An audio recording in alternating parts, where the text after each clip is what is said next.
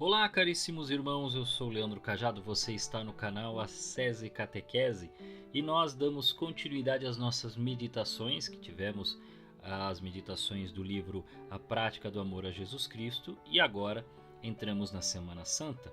Por isso, nós mudamos o nosso foco e agora vamos analisar o Evangelho do dia. Alguns evangelhos, desde a Missa de Ramos até a Missa de Páscoa, são longos, né? Mas nós vamos fazer uma meditação de uma forma diferente. Eu não vou colocar aqui a minha interpretação, ainda que ela possa ter base teológica, bíblica, mas nós vamos seguir aquilo que Santo Tomás de Aquino, doutor Angélico, que organizou a Catena Áurea e colocou lá as exposições e explicações dos padres, né, do pessoal da patrística, né, os chamados padres da igreja. Então, como nós faremos? E aí fica a explicação neste primeiro vídeo de hoje, e nos outros você já vai saber como é. Eu vou dizer qual vai ser o evangelho a ser lido, vou mencionar se houver mais de um capítulo, e farei a divisão por capítulo dizendo quem é que está fazendo a verificação, quer dizer, a análise, quem é que está fazendo a reflexão, para que você possa compreender o ponto de vista. Eu não vou ler o evangelho, eu imagino que você ou já ouviu na missa ou você tem aí com você. De qualquer forma, o evangelho de hoje da Missa de Ramos são 2 capítulos. Todo o capítulo 14, que vai de 1 a 72, e o capítulo 15, que vai de 1 a 47. Então nós vamos fazer a meditação pausada, versículo a versículo. Eu direi quais são os versículos, então você poderá ler, pausar e acompanhar as frases. Não colocarei muitas porque hoje são muitos versículos, né? É um capítulo longo, um vídeo um pouco mais longo, mas eu peço que você acompanhe ele no todo para que você possa ouvir a interpretação dos santos padres, né? A patrística realmente é um poço de sabedoria e nós não podemos deixar de beber desta fonte maravilhosa que nosso Senhor deixou para nós. Então vamos começar. Capítulo 14, versículo 1 e 2. São Beda. A Páscoa, que em hebraico se diz faze, ao contrário do que muitos pensam, não recebe esse nome de paixão, mas de passagem, trânsitos. Porque o anjo exterminador, vendo o sangue do lado de fora das casas dos israelitas, passou e não os feriu de morte. Ou o próprio Senhor, oferecendo socorro ao seu povo, andou por cima deles. Pseudo-Jerônimo. Ou faze se traduz como passagem, e Páscoa como imolação. Com efeito, na imolação do cordeiro e na passagem do povo pelo mar ou pelo Egito, prefigurou-se a paixão de Cristo e a redenção do povo do inferno, quando ele vos visita depois de 2 dias, isto é, estando a lua cheia e completada a idade de Cristo, de modo que, sem escuridão em parte alguma, comamos calçados da caridade e armados da virtude, a carne do cordeiro imolado que tira os pecados do mundo em uma só casa, que é a Igreja Católica. Versículos 3 a 9. São Beda. O alabastro é um tipo de mármore branco tingido de várias cores que os homens costumam abrir para fazer vasos de bálsamo, pois disse que conserva-o excelentemente. O nardo é um arbusto aromático de raiz grande e grossa, mas curta, negra e frágil.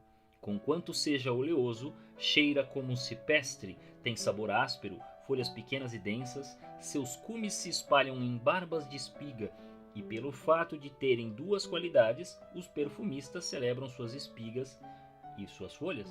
E isto é o que diz Marcos: bálsamo feito do verdadeiro nardo de um grande valor, porque aquele bálsamo que Maria levou ao Senhor não era feito apenas da raiz do nardo, mas, o que era mais precioso, pelo acréscimo de suas espigas e folhas, era maior o encanto de seu perfume e de sua força.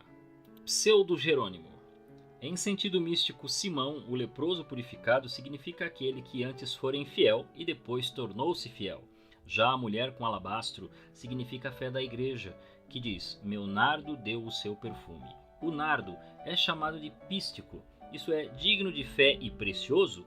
A casa preenchida de perfume é o céu e a terra. O alabastro quebrado é o desejo carnal que se quebra sobre a cabeça, a partir da qual todo o corpo é reunido. em Efésios 4, versículo 13. Isto ocorre quando ele se deita, ou seja, quando se abaixa para que o toque a fé da pecadora, que sobe dos pés à cabeça e da cabeça desce aos pés por meio da fé, isto é, a Cristo e a seus membros. Segue-se, alguns dos que estavam presentes indignaram-se e diziam entre si: para que foi esse desperdício de bálsamo?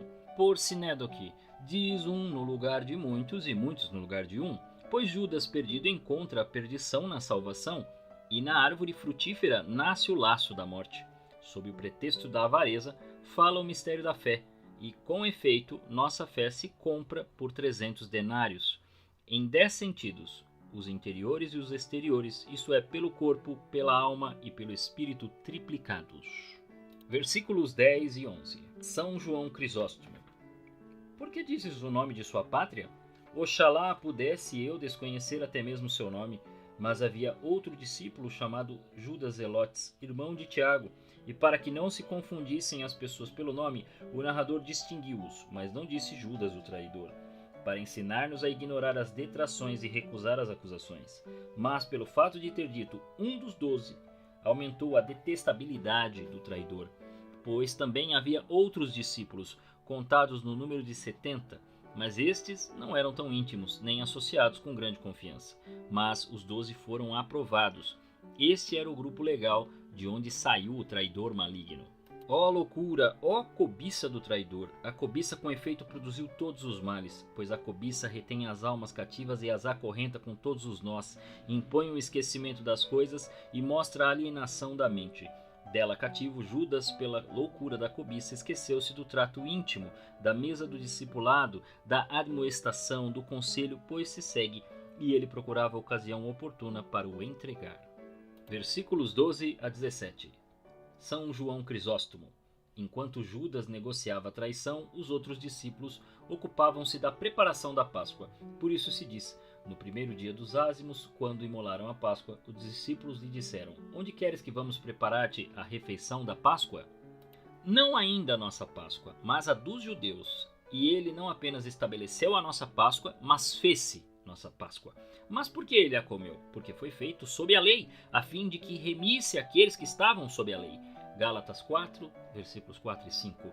E desse repouso a lei, e para que ninguém diga que esvaziou a lei por não poder cumpri-la, por ser ela molesta e árdua, primeiro a cumpriu e assim fê-la repousar. Versículos 18 a 21. Pseudo-Jerônimo. A tarde do dia indica a tarde do mundo. Perto da 1ª hora chegam os últimos que recebem em primeiro lugar o denário da vida eterna, pois todos os discípulos são tocados pelo Senhor. E, para que se faça a harmonia da cítara, todas as cordas bem afinadas respondem com vozes acordes, pois se segue. Então começaram a entristecer-se e a dizer-lhe cada um de per si: sou porventura eu? Mas um único deles, negligente e umedecido pelo amor do dinheiro, disse: sou eu porventura, mestre? Como se lê em Mateus. Versículos 22 a 25. São João Crisóstomo. E também agora é Cristo que está presente. Ele que ornou a mesa é também quem a consagra. Com efeito, não é um homem que transforma o que se oferece em corpo e sangue de Cristo, mas o Cristo por nós crucificado. As palavras são proferidas pela boca do sacerdote e consagradas pelo poder e pela graça de Deus. Pela palavra que diz: isto é o meu corpo. As oferendas são consagradas e, assim como aquela voz que disse: crescei e multiplicai-vos e enchei a terra. Gênesis 1, versículo 28. Foi proferida uma única vez, mas quando a natureza opera, produz por todo o tempo seus efeitos para a geração. Do mesmo modo, esta voz foi proferida uma única vez, mas por todas as mesas da igreja até os dias de hoje e até seu advento, fornece solidez ao sacrifício. Que ninguém seja, pois, um Judas na mesa do Senhor. Este sacrifício é alimento espiritual, pois assim como o alimento corporal, quando encontra o estômago ocupado por humores contrários, causa maiores feridas, também este alimento espiritual, se encontrar alguém manchado de malignidade, perdê-lo-á ainda mais, não por sua natureza, mas pelo vício de quem recebe. Que a mente seja, pois, pura em todas as coisas, que seja puro o pensamento, pois também é puro o sacrifício. Segue-se, e disse-lhes: isto é o meu sangue, sangue da aliança. Versículos 26 a 31. Santo Agostinho.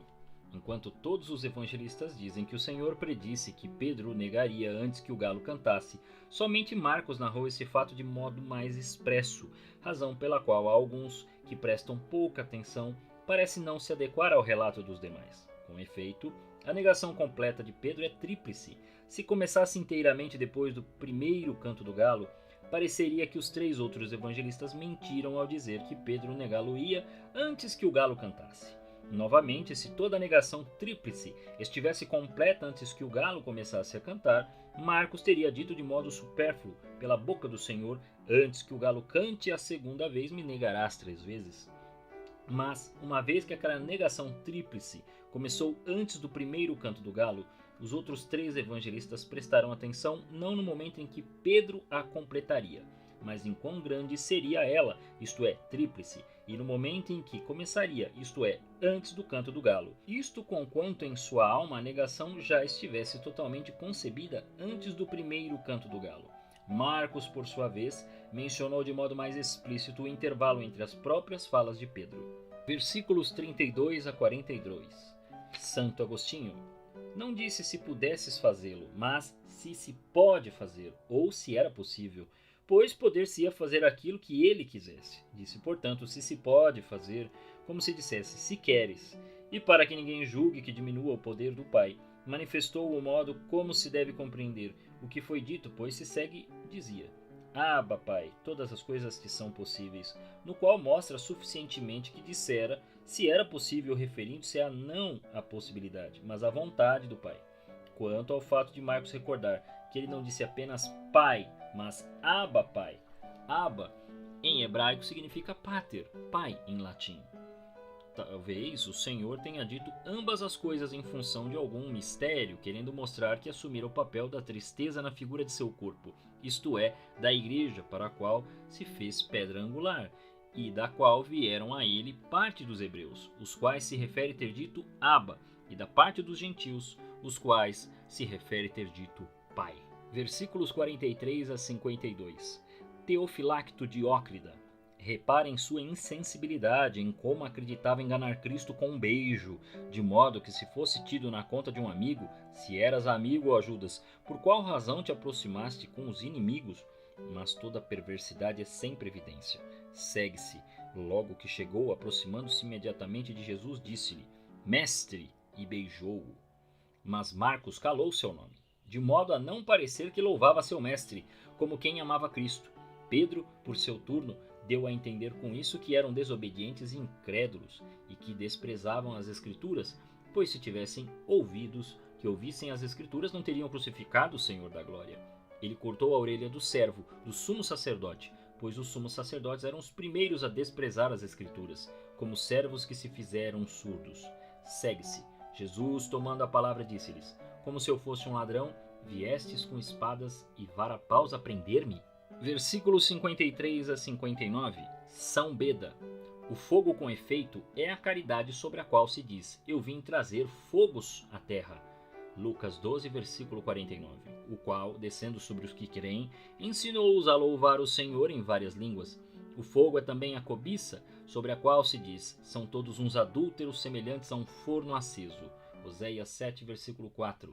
Este fogo, aceso no pátio de Caifás, por instigação do espírito maligno, preparava as línguas dos pérfidos a negar o Senhor e a blasfemar contra ele. Este fogo, em meio ao frio da noite, figurava a assembleia maligna que corria dentro da casa. Com efeito, uma vez que abunda a iniquidade, resfria-se a caridade de muitos. Entorpecendo-se naquele momento com este fogo, Pedro, como que desejava aquecer-se com as brasas dos servos de Caifás, pois buscava na companhia dos homens pérfidos o consolo do proveito temporal. Segue-se. Os príncipes dos sacerdotes e todo o conselho buscavam algum testemunho contra Jesus para o fazerem morrer. Versículos 60 a 65. São Beda. Quanto mais Jesus calava diante das falsas testemunhas, indignas de sua resposta, e os sacerdotes ímpios, mais o pontífice, vencido pelo furor, provocava-o a responder, de modo a encontrar, em qualquer parte da resposta, ocasião para acusá-lo. Por isso se diz: Então, levantando-se no meio da assembleia, o sumo sacerdote interrogou Jesus, dizendo: Não respondes nada? O que é que estes depõem contra ti? Irado e impaciente sem encontrar lugar para calúnia, o príncipe salta do trono para demonstrar com o movimento do corpo a loucura da mente. Pseudo-Jerônimo. O sacerdote interroga o Filho de Deus, mas Jesus responde, o Filho do Homem, para que com isso compreendamos que o Filho de Deus é também Filho do Homem, e não criemos na Trindade uma quaternidade, mas que o homem esteja em Deus e Deus no homem. Disse de outra parte, sentado à direita do poder de Deus, isto é, reinando na vida eterna e com poder divino, e vir sobre as nuvens do céu. Ascendeu numa nuvem e virá com uma nuvem, isto é, ascendeu somente com o seu corpo que assumiu da Virgem, e virá para o julgamento com a igreja multiforme que é seu corpo e sua plenitude. Versículos 66 a 72. Santo Agostinho. Sobre a tentação de Pedro que ocorreu entre as preditas injúrias desferidas contra o Senhor, nem todos os evangelistas narram na mesma ordem, pois Lucas conta primeiro a tentação de Pedro, depois as injúrias contra o Senhor. João, por seu turno, começa a narrar a tentação de Pedro, interpõe parte das injúrias contra o Senhor, acrescenta que ele foi enviado ao pontífice Caifás e daí recapitula para concluir o que havia começado sobre a tentação de Pedro. Já Mateus e Marcos recordam em primeiro lugar as injúrias contra Cristo, depois a tentação de Pedro, sobre a qual se diz: entretanto, estando Pedro embaixo no átrio, chegou uma das criadas do sumo sacerdote. Capítulo 15, versículos de 1 a 5. São Beda. Os judeus tinham o costume de entregar ligado ao juiz aquele a quem condenassem à morte. Por isso, após a condenação de Cristo, o evangelista acrescenta: logo pela manhã, tiveram conselhos os príncipes dos sacerdotes, com anciões e escribas e com todo o sinédrio. Manietando Jesus, o levaram e entregaram a Pilatos. Mas deve-se notar que não foi a primeira vez que o ligaram, mas fizeram-no logo que o prenderam de noite no horto, como conta João.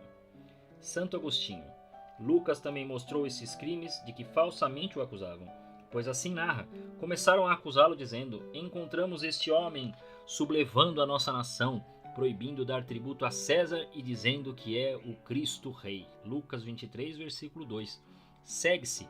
Pilatos interrogou novamente: não respondes a coisa alguma? Vede quantas coisas te acusam. Versículos 6 a 15. Santo Agostinho. Não há nenhum problema com o fato de Mateus ter omitido que o povo pediu que alguém lhes fosse solto, coisa que Marcos aqui diz, pois não há nenhuma diferença se um cala o que o outro recorda. Segue-se. Pilatos respondeu-lhes: quereis que vos solte o rei dos judeus? Porque sabia que os príncipes dos sacerdotes o tinham entregado por inveja. Pode-se indagar quais palavras disse Pilatos, se as que Mateus ou as que Marcos refere, pois parece ser uma coisa dizer: qual quereis vós que eu vos solte, Barrabás ou Jesus que se chama o Cristo, como Mateus refere, e outra: quereis que vos solte o rei dos judeus, como se vos diz aqui. Mas, como chamavam os reis de Cristos, quem disse este ou aquele, manifestamente perguntou se queriam que fosse solto o rei dos judeus, isto é, o Cristo. Não há nenhuma diferença no fato de Marcos ter calado o que foi dito sobre Barrabás, querendo dizer apenas o que dizia a respeito ao Senhor, visto que mostrou suficientemente com a resposta deles quem queriam que lhes fosse solto, pois se segue.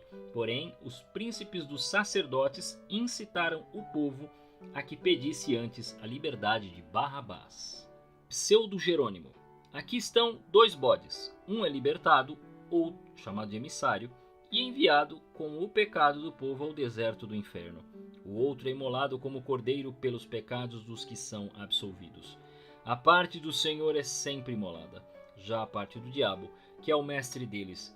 Este é o sentido do nome Barrabás, é violentamente precipitada no Tártaro. Versículos 16 a 20. Teofilacto Diócrida. Vistamos também nós a estola púrpura real, pois devemos caminhar como reis sobre serpentes e escorpiões, triunfando sobre o pecado. Somos com efeito chamados de cristãos, isto é, ungidos, assim como no passado os reis eram ditos ungidos. Tomemos também a coroa de espinhos, isso é, apressemo-nos a sermos coroados com uma vida de estrita continência e pureza. São Beda. Batem na cabeça de Cristo e os negam ser ele o verdadeiro Deus. E uma vez que a escritura costuma ser feita com uma caneta, como que ferem a cabeça de Cristo com uma cana aqueles que, contradizendo sua divindade, se esforçam por confirmar seu erro com a autoridade da Sagrada Escritura.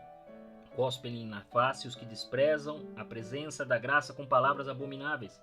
Há também hoje os que adoram com fé segura como verdadeiro Deus, mas desprezam como coisa fabulosa suas palavras com atos perversos e, pelas seduções temporais, fazem pouco caso das promessas de sua palavra.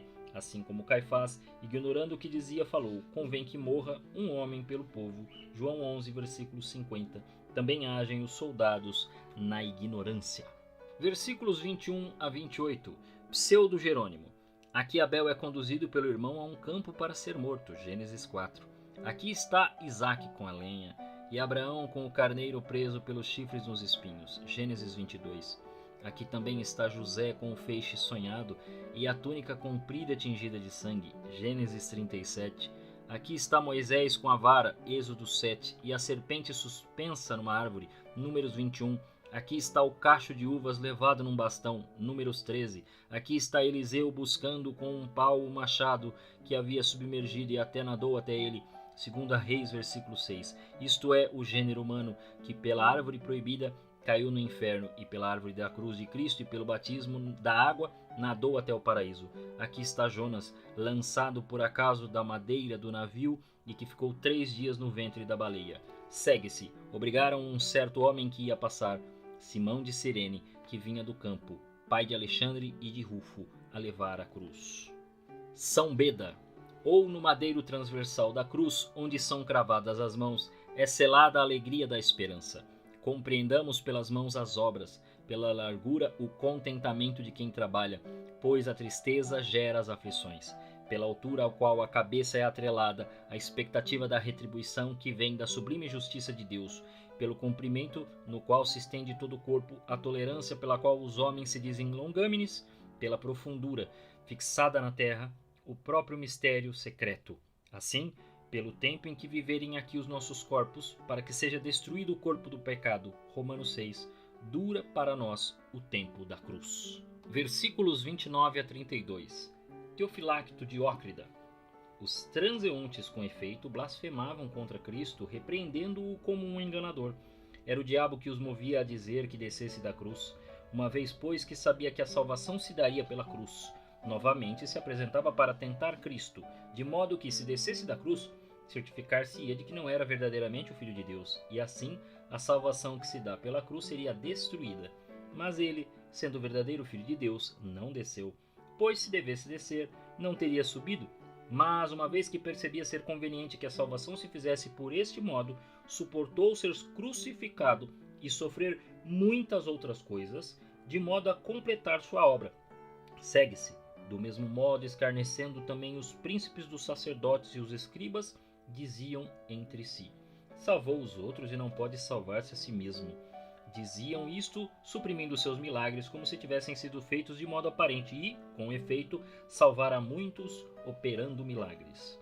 São Beda, assim mesmo a contragosto, confessaram que salvara os outros. Portanto, vossa sentença vos condena, pois quem vos salvou os outros poderia salvar a si mesmo. Segue-se. O Cristo, o Rei de Israel, desça agora da cruz, para que vejamos e acreditemos. Versículos 33 a 37. Teofilacto de Ócrida. Se fosse um momento de eclipse, também alguém poderia dizer que isto que aconteceu foi natural. Mas era a época da 14ª lua, quando não podem ocorrer eclipses. Segue-se. Chegada a hora sexta, cobriu-se toda a terra de trevas até a hora nona. E a hora nona, exclamou Jesus em alta voz: Eloi, Eloi. São Beda. Pois também, quando Adão pecou, está escrito que ele ouviu a voz do Senhor que caminhava no paraíso à hora da brisa, depois do meio-dia. Gênesis 3, versículo 8. E na mesma hora em que o primeiro Adão, pelo pecado, introduziu a morte neste mundo, o segundo Adão, morrendo, destruiu a morte. E deve-se notar que o Senhor foi crucificado quando o sol se retirava do centro do mundo, e quando o sol nascia, tornou conhecidos os mistérios da sua ressurreição, pois morreu por causa de nossos pecados e ressuscitou por nossa justificação. E não te admires da humildade das palavras, nem das queixas de quem foi abandonado. Quando perceberes a forma do escravo, compreende o escândalo da cruz, pois assim como sentir fome, sede e cansaço não eram coisas próprias da deidade, mas paixões corporais. Do mesmo modo que disse aqui: como, por que me desamparaste? Era próprio da voz corporal.